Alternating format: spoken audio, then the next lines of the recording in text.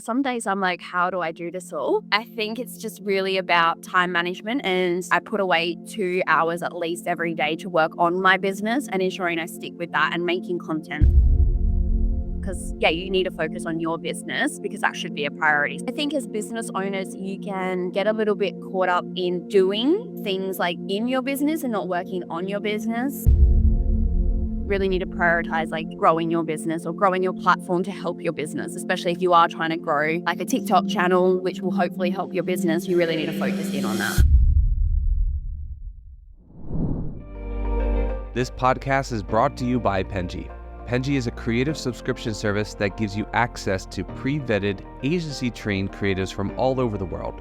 From graphic design to illustrations to social media management and web development, it's all included for one monthly price. It's time to say goodbye to the hassle of searching for top-notch creative talent. With Penji, you get quality and consistency delivered right to your inbox every day. Carefully crafted for you by humans, so meet your new creative team today. Head over to penji.co for more and enter the coupon code located within the podcast show notes.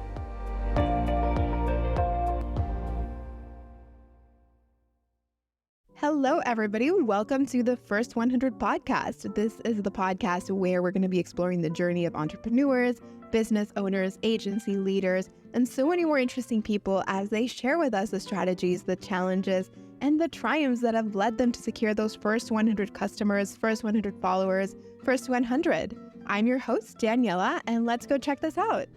And today I'm joined with a very special guest, Maddie Ragnall. Hi, Maddie. Hi, how are you? It's great to have you. Maddie has worked with us in the past, right? You've made videos for Penji. We worked with you on TikTok. And, basically we just wanted to have you here to talk a little bit about who you are, your journey, how you became an influencer, social media, the whole lot. So why not tell us a little bit about yourself? Yeah, so as you said, my name's Maddie, or Madeline as well is my actual name, but everyone knows me as Maddie on TikTok, so let's kind of start now. I've been in marketing close to 10 years now, and about 5 years ago, I went out on my own. I had a lot of clients doing social media for them on Instagram when Instagram was really quite easy and not challenging now. And I then formed my own marketing agency as well. So we do social media, we do paid advertising, we do email marketing. And I guess how I became an influencer, which is a funny word because I don't really think I am an influencer, is I just really started sharing content on TikTok. And why people got to know me as the Hey Maddie is people used to come up to me at the office and go like, "Hey Maddie," and ask me a marketing question, and I'd just answer it. And that sort of style of TikTok really took off. And within like a month, I had close to 40,000 followers just from doing these little skits that started with "Hey Maddie" and asking me a marketing question. So yeah, I didn't really expect to fall into being like an influencer, especially being a marketing like person. I don't feel like that tends to be like an influencer role or like an aspiring role. But a lot of people now follow me for marketing tips or wanting to get into the industry as well. Interesting, yeah.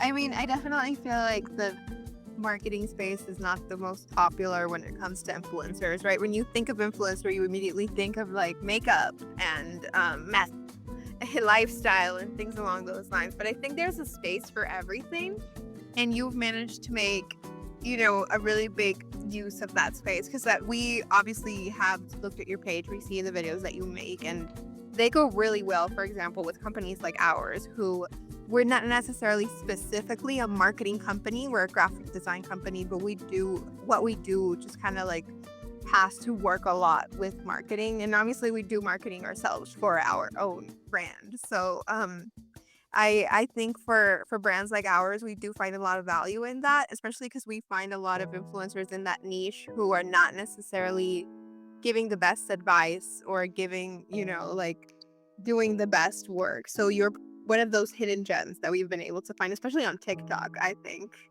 Oh, thank you so much. And I think, like you just said, I think why I also got such a big following was because the space is a little bit taboo sometimes with people giving out wrong advice, whereas really try and call out like misconceptions in the industry or like maybe things that other people are saying that's not correct.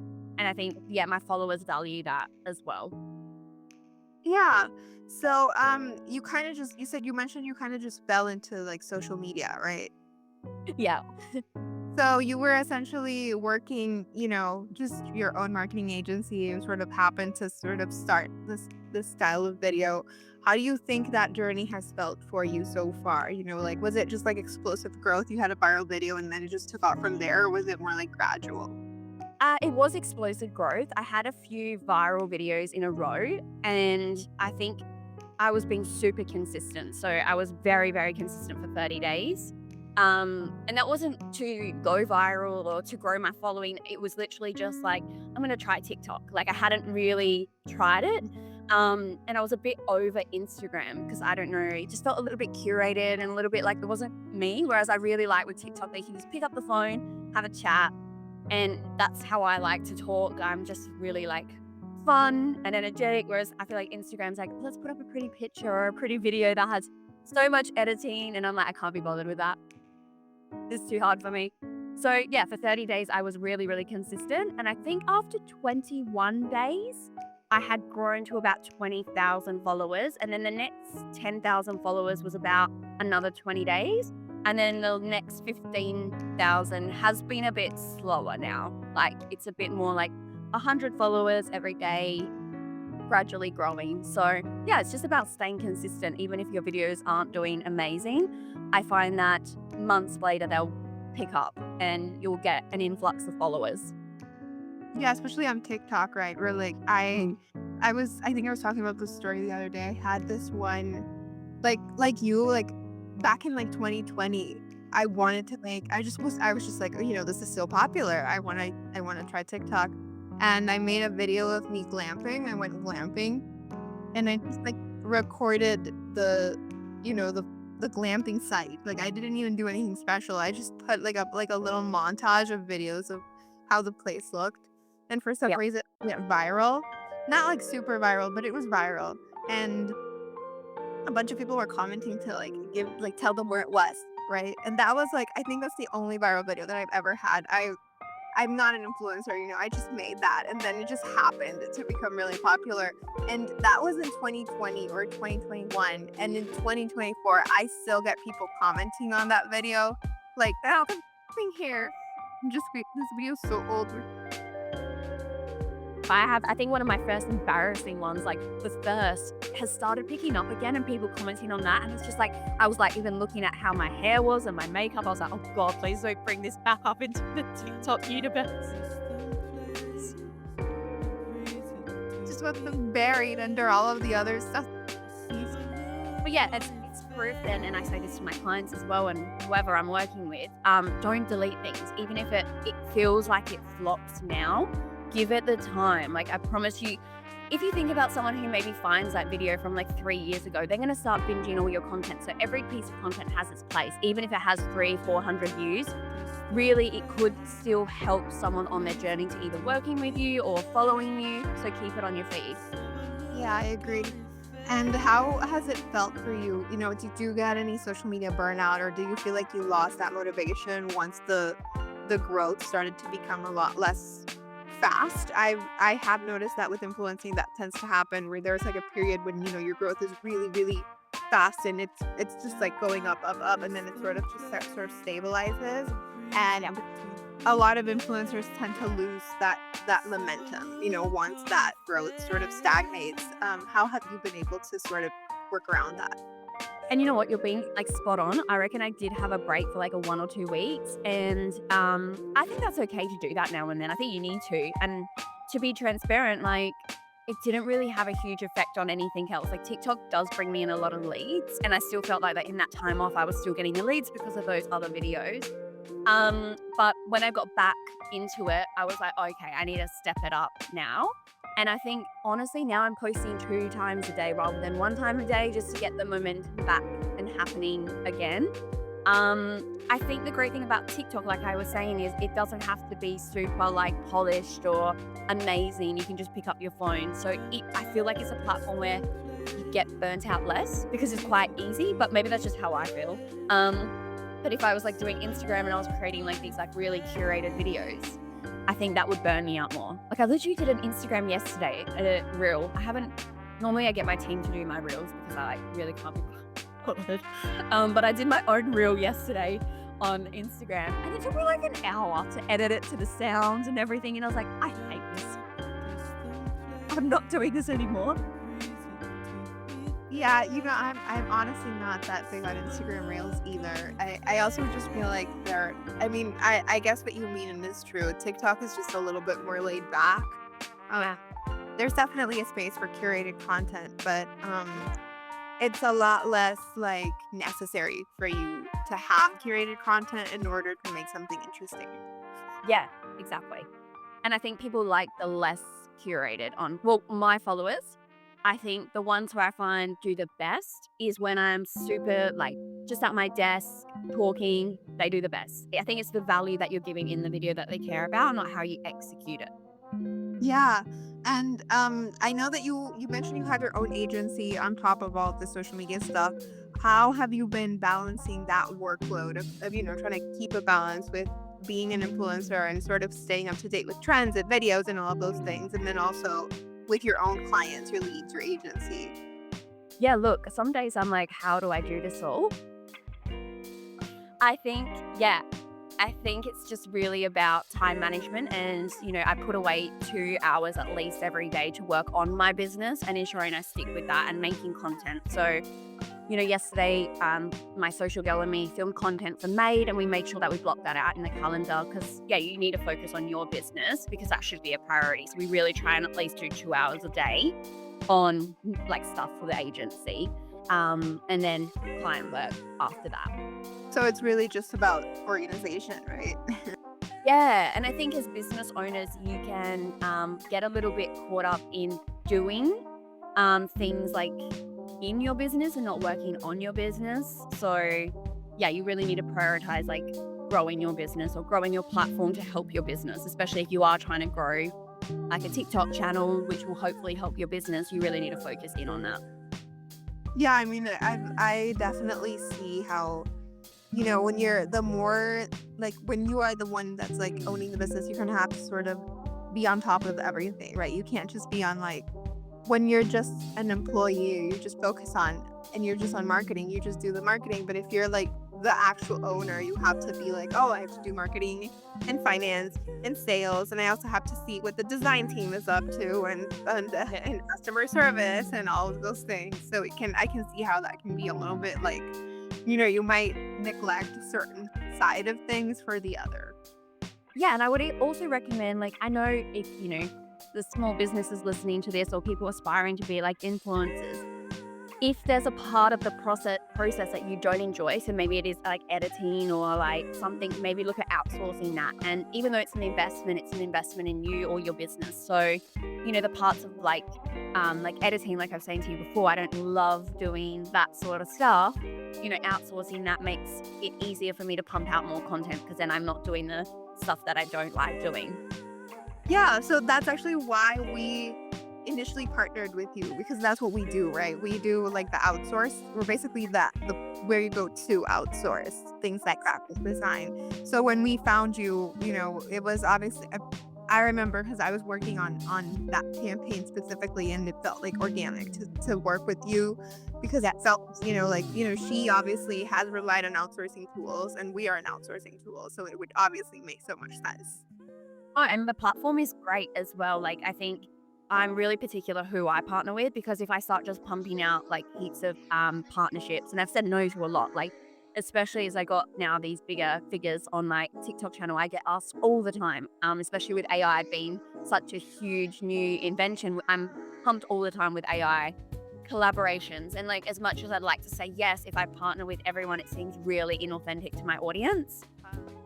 And it's only like tools that I think my audience would actually sign up for or would be interested to know more about. So yeah, so Penji was definitely one that aligned because I have a lot of small businesses that probably can't afford like a full-time graphic design team, or I have aspiring marketers who maybe, you know, might be doing a social media for a client and they want to like outsource a little bit of it.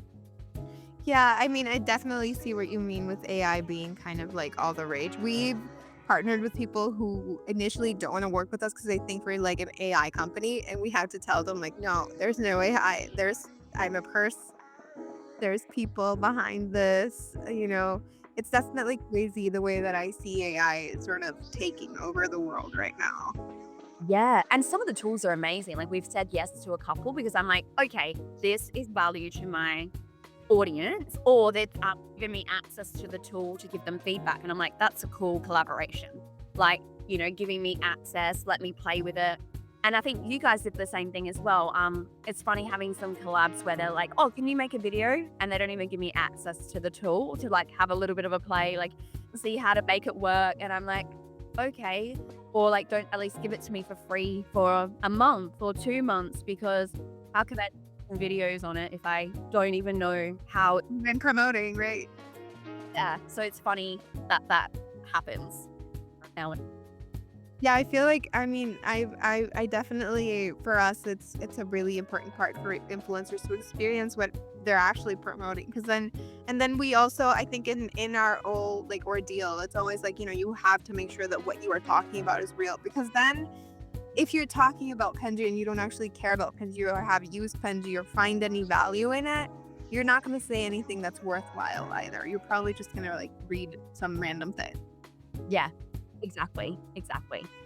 Yeah. So how have you been navigating sponsorships and brand deals and things along those lines? I think that's a very interesting. We have a lot of sort of inspiring creators watching this podcast, and I think a really big question that they tend to have is how they handle themselves with sponsored videos, with pricing. And I think what's influencing is such like it's not kind of, there's no one specific price, right? Or a specific way to do things. People kind of just do whatever.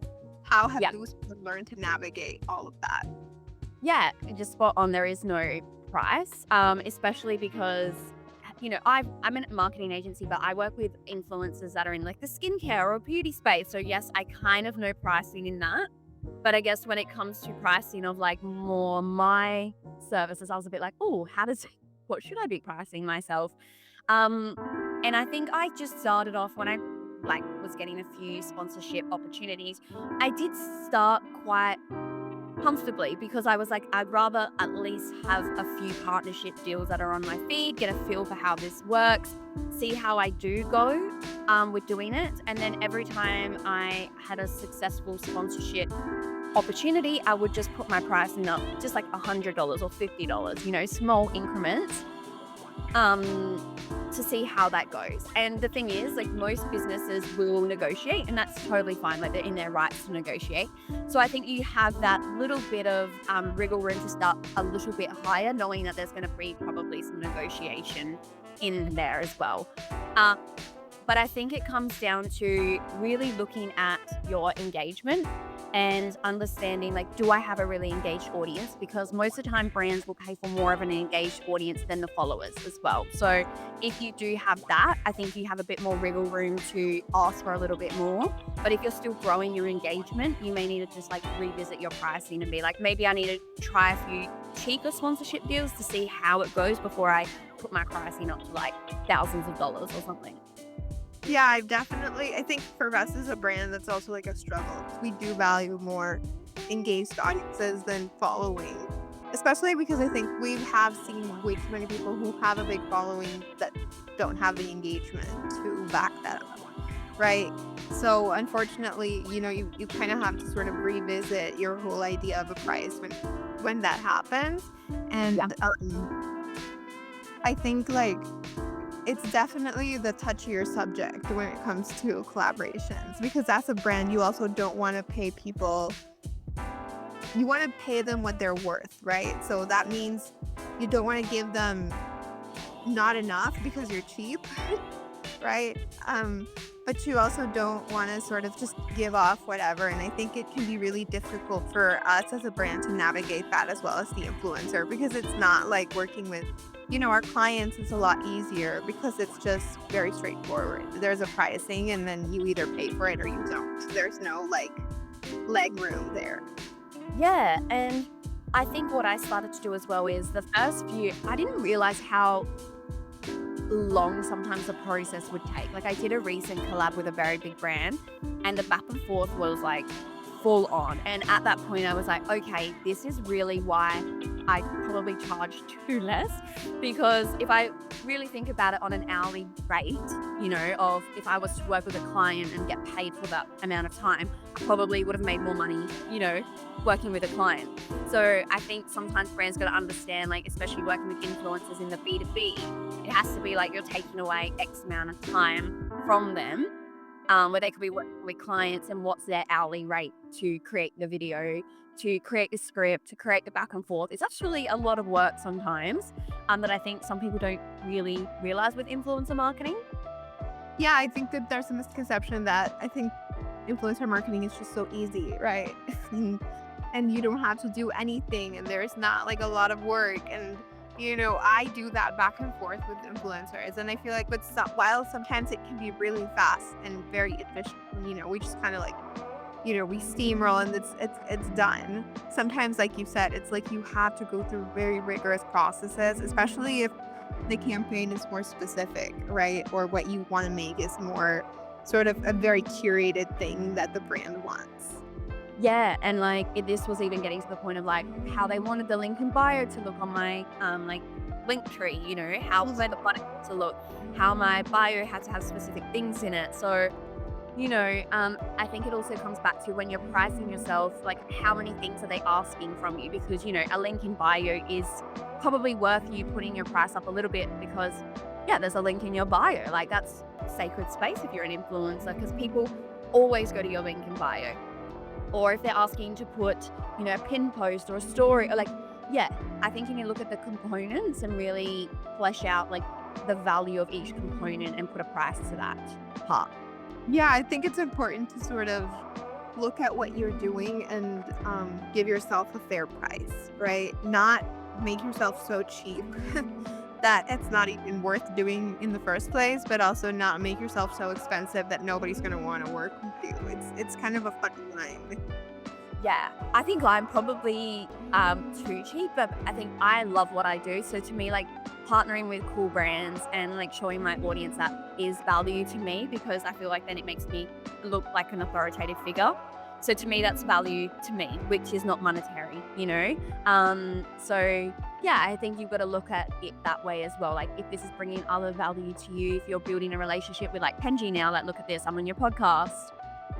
You're building long-term relationships with the clients, then that's another value that maybe you do look at putting your pricing down when working with them, because it's a long-term relationship that you're hoping to foster for like years. And we are honestly like more inclined as brands, I think, at least for us, I think, to continue working with you if we have a good experience with you. And if we feel the money that we invested is, there's ROI in that. I think I was talking about this with another influencer. When it sounds harsh, I guess, but we need to see ROI. We need to see that the videos that we are investing in are returning to us in some sort of tangible way. So if we don't see that ROI, it's just not worth it for us to invest. And it's not because the influencer is bad or because we don't want to work with that person, but it's just at the end of the day, you also have to look at that, right? And I think ROI, we see it in terms of like having a good experience with the person, seeing that the money we invested was good. It's not just about, the aspect of the video itself, but it's all these components. So like you said, if all of these components sort of are met, you as a brand are also more inclined to reach out to that person and talk to them again and want to work with them and give them more in future campaigns. Yeah, and I think as an influencer, because like I said, I work with influencers more in the skincare space. When you reach out to them and they're like, oh, it's quite a blunt message where it's like, oh, here's my pricing. Whereas I feel like if a brand engages with me, I'm like, thank you so much for the email. Like, I'll take a look at your product. Like, do you have a budget for this project? Like, what does it look like? Having a bit more care rather than just like, hey, here's my pricing. Like, yeah. And it surprises me that a lot of influencers who don't even have big followings and like still quite new are quite like it's all about the money, you know? Yeah, well, I think a lot of people have entered the influencing space with that mindset, thinking that they're gonna get rich. So that's probably why.